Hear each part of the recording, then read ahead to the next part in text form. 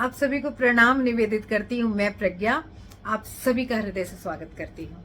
और अब हरिद्वार से नहीं, मुंबई से होगी बात के तृतीय एपिसोड में मैं याद दिलाना चाहती हूँ कि मुझे याद है कि पिछले एपिसोड में मैंने आप लोगों से क्या वादा किया था। और वादा ये था कि मैं सही गलत से परे की यात्रा के संबंध में चर्चा करूंगी। तो इस पर चर्चा आरंभ करूं उससे पहले एक छोटी सी कथा याद आती है। उस कथा का इस वीडियो से क्या लेना देना है ये मैं आपको बताऊंगी आगे। तो कथा है एक निर्धन बालक की। वो जो बालक था, उस बालक की माँ उसका विद्यालय में दाखिला नहीं करा सकती थी। तो माँ क्या करती थी कि घर में ही उसको छोटी छोटी बातों के माध्यम से उसको ज्ञान दिया करती थी। तो एक दिन माँ ने क्या किया कि खीर बनाई, और खीर बनाई तो 2 कटोरियों में खीर परोसी। एक कटोरी में खीर के ऊपर 2 बादाम के दाने और एक कटोरी में खीर के ऊपर एक भी बादाम का दाना नहीं। और बेटी से कहा, बताओ कौन सी कटोरी लोगे? तो बेटी ने स्वभावतः, बच्चा था तो उसने जिस कटोरी पे 2 बादाम के दाने दिख रहे थे खीर के ऊपर, वो वाली कटोरी ले ली। जब वो खाने बैठा तो हक्का बक्का, क्योंकि माँ की कटोरी के अंदर से निकले 6 बादाम। अब माँ ने कहा, बताओ बेटा क्या शिक्षा मिली? बेटे ने कहा, माँ लालच बुरी बला है। माँ ने कहा, बिल्कुल ठीक। अब अगले दिन माँ ने फिर से खीर पकाई और फिर से एक कटोरी के ऊपर 2 बादाम, दूसरी कटोरी के ऊपर एक भी बादाम नहीं। माँ ने कहा, अब चुनो कौन सी कटोरी लोगे? तो बालक ने क्या किया कि जिस कटोरी के ऊपर एक भी बादाम नहीं था वो वाली कटोरी चुनी। और जब वो खाने बैठा तो उसने देखा है उसके तो बाहर भी बादाम नहीं था और भीतर भी बादाम नहीं, और जो कि माँ की कटोरी में बाहर 2 बादाम और भीतर 6 बादाम। तो अब बड़ा मायूस हो गया। तो माँ ने कहा, आज क्या शिक्षा मिली? कहता, पता नहीं माँ। तो माँ ने कहा, बेटा आज ये शिक्षा मिली कि पुराना जो अनुभव है, जीवन के जो भी पुराने अनुभव है, आवश्यक नहीं है कि वो हर परिस्थिति में हर बार सही बैठे, है ना। तो उसने कहा, अच्छा तो फिर मतलब कैसे निर्णय हो, कैसे आगे बढ़ा जाए? तो माँ ने कहा, बेटा इससे परे, है ना, पूरा जो अनुभव हमें जीवन में होते जाते हैं उनके आधार पर निर्णय लेने से हमारी यात्रा बाधित हो जाती है। तो इसके लिए विवेक की आवश्यकता होती है। ऐसी नई परिस्थितियों में निर्णय लेने के लिए विवेक की आवश्यकता होती है। तो बेटा कहता है, विवेक क्या होता है? माँ कहती है, जो विवेक है वो हमें सही गलत के बीच निर्णय लेने की क्षमता को विवेक कहते हैं। और माने का इसकी अनुभूति तब होगी जब तुम किसी विषम परिस्थिति में पड़ोगे और ध्यान पूर्वक उसकी गहराई में जाकर समझोगे कि जहां तुम्हारी मदद करने के लिए कोई नहीं है। जैसे आज कोई था नहीं कि किस कटोरी के ऊपर क्या है क्या नहीं है, कल का अनुभव काम नहीं है। तो ऐसे जब व्यक्ति निर्णय लेने में अकेला पड़ता है तो सिर्फ उसके अंतर का स्वर होता है, और स्वार्थ, लालच, तृष्णा, इन सबसे परे जाकर उसका विवेक होता है उसके साथ, जो उसे सही निर्णय में सहायता देता है। बच्चे को बात तो कुछ समझ में नहीं आई, लेकिन वो ध्यानस्थ होकर सो गया। ईश्वर की उसने सुबह उठकर प्रार्थना की और उस तैयार होकर बैठ गया। और माँ ने तीसरे दिन फिर से खीर बनाई थी, और इस बार भी एक कटोरी के ऊपर 2 बादाम और दूसरी के ऊपर एक भी बादाम नहीं थे। अब माँ ने वो दोनों कटोरियां फिर बालक के सामने परोसी और बालक से कहा, अब बताओ बेटा कौन सी कटोरी लोगे? बालक पिछले दिन से ही ध्यानस्थ था, शांत था, अपनी चंचलता से परे जा चुका था, अपने स्वार्थ से भी परे जा चुका था। वो शांत भाव से जाके माँ से लिपट गया और बोला, माँ मेरी अच्छी माँ, एक काम करो, तुम ही बता दो कौन सी कटोरी वाली खीर लो। माँ ने सुना और माँ ने बच्चे को, अपने बालक को सीने से लगा लिया और दोनों में से एक कटोरी बच्चे के आगे बढ़ाई, ये ले बेटा। और वो जो कटोरी थी उसके ऊपर भी 2 बादाम थे और नीचे भी बादाम भरे पड़े थे। बच्चे ने खीर खा ली और बोला, बेटा क्या शिक्षा मिली? बेटे ने कहा, माँ कल जो तूने कहा था ना विवेक, तो मैं समझ गया कि विवेक क्या होता है। जब व्यक्ति को कुछ समझ में ना आए तो विवेक किस प्रकार उसकी सहायता करता है। जब तक मन निर्मल ना हो ना, तब तक विवेक जागृत नहीं होता। तो जितना बच्चे को समझ में आया था उसने कहा, जब मेरा विवेक जागृत हुआ तो मैं समझ गया कि मेरी माँ जो है मेरे लिए गलत निर्णय कैसे ले सकती है, तो मैं लालच ना करूं, माँ से ही बोल दूं। माँ ने कहा नहीं बेटा, एक और सीख मिलती है। बेटा बोलता है क्या? माँ कहती है कि बेटा जब विषम परिस्थितियों में, विपरीत परिस्थितियों में जब हमें न समझ में आए, तब हम जिन पर विश्वास करते हो, जो हमसे बड़े हैं, जो हमारे प्रिय हैं, उनके ऊपर निर्णय छोड़ देना चाहिए। जब हमें कुछ समझ में ना आए तो हम परमात्मा के ऊपर निर्णय छोड़ देना चाहिए, और उस समय जो भी हमारे सामने आता है वो बेहतर ही होता है, क्योंकि जो हमसे प्रेम करेंगे, हमारे वरिष्ठ होंगे, वो हमारे लिए कभी गलत का चयन नहीं करेंगे, श्रेष्ठ का ही चयन करेंगे।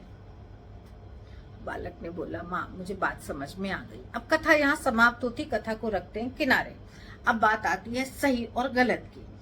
तो सही और गलत अब क्या है? नजरिया है ना, चश्मा है, एक मापक समझ लीजिए कि है कि दुनिया में ये गलत हो रहा है, ये सही हो रहा है कोई बात है ना यूनिवर्सली करेक्ट नहीं होती है ना, बात होती है कि यूनिवर्सली ट्रुथ होती है। कहा भी गया है ब्रह्म सत्य जगत मिथ्या। तो जब तक हम दुनिया में रमण कर रहे हैं, जब तक हम ऊपर ऊपर देख रहे हैं, राजनीति में ये गलत हो रहा है, ये सही हो रहा है, इसी विश्लेषण में पड़े हुए हैं, जब हम सही और गलत से परे जाते हैं, क्यों हो रहा है, ये गलत किया तो उसने क्यों किया। उदाहरण के रूप में मेरे दो मित्र हैं जो लड़ रहे हैं, मेरे ही अभिन्न मित्र। अब मैं किसका साथ दूं समझ में नहीं आ रहा, लग रहा है एक सही, लग रहा है दूसरा गलत है, लेकिन जो गलत है वो भी तो मेरा मित्र है। तो अब मैं ऐसी परिस्थिति में क्या करूं? मैं सत्य संधान करूंगी कि अगर ये गलत है और मेरा मित्र है, विश्वसनीय है, अच्छा व्यक्ति है, तो ये गलत कर क्यों रहा है, इसके पीछे कोई कारण होगा। जब कारण की यात्रा पे निकल रही हूं, अर्थात कि सही और गलत अपनी बुद्धि से परे सत्य की यात्रा पे निकल रही हूं, तो ये जो सत्य की यात्रा पर निकलना है ना, तो यहीं से आध्यात्मिक यात्रा का आरंभ होता है। जब व्यक्ति की जिज्ञासा उस स्थूल से परे चले जाए, ये ऐसा क्यों होता है, वो वैसा क्यों होता है, खाने में नमक क्यों होता है, इस दुकान में ये क्यों मिलता है, ये सब ऊपर ऊपर की बातें सोचने की जगह गहरी बातें सोचने लगे, है ना, तो कहते हैं कि आंतरिक यात्रा में चला गया व्यक्ति। तो सही और गलत से परे ही तो सत्य की यात्रा आरंभ होती है। अगर बुद्ध इस चक्कर में पड़ जाते कि समाज में क्या सही हो रहा है, क्या गलत हो रहा है, क्यों हो रहा है, किस लिए लोग, तो वो कभी सत्य की यात्रा पर निकलते नहीं। वो तो वहीं सोच सोच के माथा फोड़ लेते अपना। हम लोग कर क्या रहे हैं? हम लोग पहले ही ये गलत हो रहा है, ये सही हो रहा है, ये इसने ऐसा क्यों किया है, उसको वैसा करना चाहिए, इतना खुद को टेंशन में ले आते हैं कि बाद में कुछ करने लायक, कुछ कंट्रीब्यूट करने लायक ही नहीं रह जाते हैं। मोहल्ले में लड़ाई हो रही हो, हाय हाय वर्मा जी ने तिवारी जी को ऐसा कह दिया, हाय हाय उन्होंने ऐसा कर दिया, हाय हाय मल्होत्रा जी, मतलब दुनिया भर की हाय हाय करते रहते हैं। और अगर हम हाय हाय ना करें, शांत रहें, सही गलत कुछ होता ही नहीं है, इसके पीछे कारण होगा। स्थिर चित्त होकर कारण का पता लगाएं, सत्य का संधान करें, तो क्या होगा, हम उस झगड़े को समाप्त करने में कुछ कंट्रीब्यूट कर सकते हैं, कुछ मदद कर सकते हैं ना, हम समझा सकते हैं। अरे पहले हम तो समझ जाएं। तो बहरहाल कहने का अर्थ है, वो जो कथा थी ना, वो जो बालक जिसने विवेक को जाना कि विवेक क्या है, कथा के माध्यम से मैंने बताने का प्रयत्न किया कि विवेक क्या है ना। तो विवेक, सर्वप्रथम विवेक जागृत होता है, तब व्यक्ति सही और गलत से परे जाता है, सत्य संधान, कारण की यात्रा करता है ना, स्थूल से सूक्ष्म, सूक्ष्म से कारण की तरफ बढ़ता है। अन्यथा तो ऐसे ही लगा रहता है सरफेस पे, सतह पे, लोगों को देखता समझता, परिस्थितियों को देखता रहता है, समझ कुछ नहीं आता है, गोल गोल घूम के चीजें वहीं चली आती हैं। सब माथा दुखता है, ब्लड प्रेशर बढ़ जाता है, या ब्लड प्रेशर या तो शुगर हो जाता है, कुछ ना कुछ हो जाता है, हाई ब्लड प्रेशर हो जाएगा, कुछ ना कुछ, और ब्लास्ट हो जाएगा, दिमाग ही फटा रहेगा आए दिन, हाय हाय आज ये हो गया, आज ये हो गया, अखबार में कोई सही खबर नहीं है। अरे नहीं है तो तुम सही करो, है ना। तो हम अपना भी कुछ सही नहीं कर पाते, अपना भी जीवन खराब कर लेते हैं, अपनी ऊर्जा को इन्हीं गलत चिंतन में पड़ के नष्ट कर देते हैं। तो कुल मिला के आध्यात्मिक यात्रा में प्रवृत्त होने के लिए सही गलत से ऊपर उठना बहुत आवश्यक है। और जो गायत्री मंत्र है, जो गायत्री शक्ति है, जो पंडित श्री राम शर्मा आचार्य ने कहा कि गायत्री मतलब कहा नहीं, कहा तो हमेशा से जा रहा है कि महामंत्र है ना, सर्वोपरि है ये मंत्र। लेकिन क्यों? क्योंकि सद्बुद्धि को देने वाला है। अब धन को देने वाला नहीं, विद्या को देने वाला नहीं, रिद्धि सिद्धि सब कुछ मिलेगा, लेकिन सर्वप्रथम सद्बुद्धि मिलेगी। तो सद्बुद्धि का मंत्र, सद्बुद्धि की देवी गायत्री कही जाती है। तो जब हमारे पास सद्बुद्धि रहेगी तो हम सही और गलत से परे सत्य का संधान कर पाएंगे। दिक्कत क्या हो गई है, हमारे पास सद्बुद्धि ही नहीं है, हमारे पास विवेक ही नहीं है, हमारे पास बस बुद्धि बुद्धि है। और जो हमारी बुद्धि है वो कहीं भी लग जाती है, और कहीं भी लग के बस ये ऐसा हो रहा है, ये उसके अनुकूल हो रहा है, ये उसके प्रतिकूल हो रहा है, ये ठीक नहीं हो रहा है, ये बुरा हो रहा है, बस बोल बोल के अपनी सारी सोच सोच के अपने आप को भी फ्रस्ट्रेट करते हैं, अपने आप को भी डिप्रेशन में ले जाते हैं, और अपने आसपास के वातावरण को भी हम खराब करने में अपना योगदान देते हैं। उसको बेहतर भी तो कर सकते हैं, लेकिन बेहतर वही करेगा जिसकी दृष्टि गहरी होगी। तो गायत्री मंत्र सद्बुद्धि का मंत्र है। तो जब सद्बुद्धि आएगी तो हम सही गलत में फंसेंगे ही नहीं। सद्बुद्धि आएगी तो हम जैसे बात हुई ना कि पिछले वीडियो में बात हुई थी गुरु घंटालों की, और बात हुई थी जिसमें मैंने सफाई पेश की थी। तो आप हमारे जैसे लोगों का सही लाभ ले पाएंगे, है ना। ये नहीं है कि बस झुके ही जा रहे हैं, और कोई आपको मूर्ख नहीं बना पाएगा। जब आपके पास सद्बुद्धि होगी, आपके पास विवेक होगा, तो आप व्यक्ति के पहनावे पे नहीं, है ना, उसके पैकेजिंग पे नहीं, प्रोडक्टिविटी पे जाएंगे। आए दिन शिकायत करते, अरे नकली तेल बेचते हैं, वो फलाना बाबा फलाना घी बेचते हैं, मतलब दुनिया भर में हम लोग बातें करते, ये नकली वो नकली वो नकली। अरे तो गलती तो हमारी है ना। हम लोग जब अच्छी चीजें, प्योर चीजें, अभी किसान मान लीजिए बेचे, तो उसको क्या पैकेजिंग अच्छी नहीं है, मार्केटिंग उसके पास नहीं है, तो हम क्या पहचान ही नहीं पाते। हम चीजों को परिधान से, प्रोडक्ट पैकेजिंग से पहचानना जानते हैं। हमारी जो दृष्टि है ना, वो बाहरी सुंदरता पे टिक गई है, तो भीतर भेद ही नहीं पाते हैं, इसलिए हमें मूर्ख हम बनते हैं। अगर हम अपनी दृष्टि को गहरा कर लें, है ना, जैसा, तो हमें गहरी चीजें जीवन में प्राप्त होंगी। हम जैसे होंगे वैसे ही उसी स्तर का हमें गुरु मिलेगा। जितनी हम पात्रता अर्जित करेंगे उतना ही हमें फल मिलेगा जीवन में।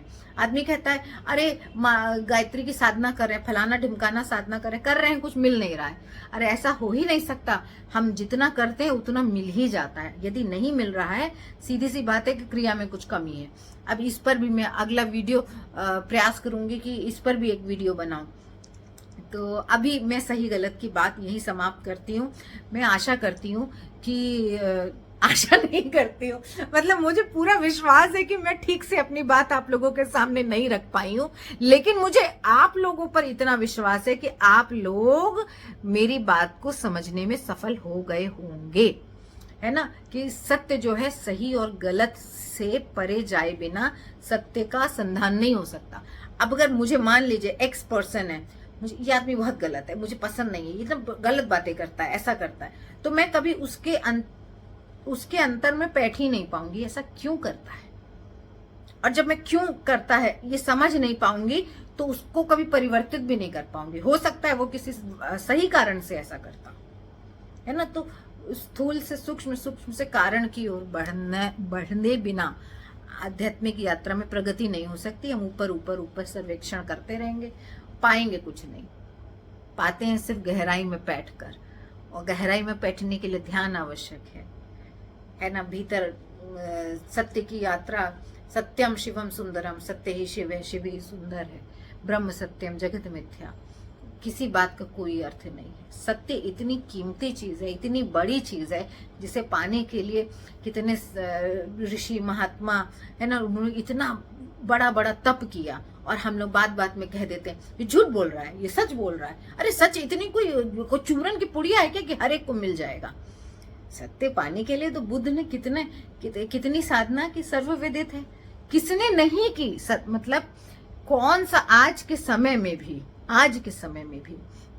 हर व्यक्ति स्वयं को साध ही तो रहा है जो आगे बढ़ रहा है ना। इस पर एक अगला वीडियो में इसी पर बनाऊंगी कि हम लोग कहते हैं ना इस व्यक्ति को इतना सफलता कैसे मिल गई, ये कैसे मिल गई, ये तो गलत व्यक्ति है।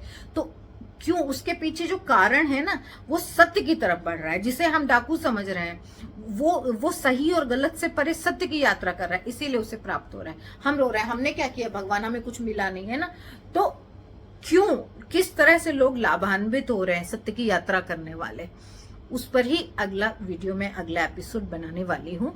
और अपेक्षा करती हूँ, मतलब मुझ में ऐसे भाव उठ रहे हैं कि उसमें आपको इसका उत्तर मिल पाएगा कि क्यों हम सब कुछ करने के बाद भी हमें सफलता क्यों नहीं मिल पाती है। और जो लोग कुछ नहीं करते हैं, हम कहते गलत आदमी है, लेकिन वो सफल कैसे हो रहा है जीवन में, भगवान उस पर कृपा कैसे बरपा रहा है।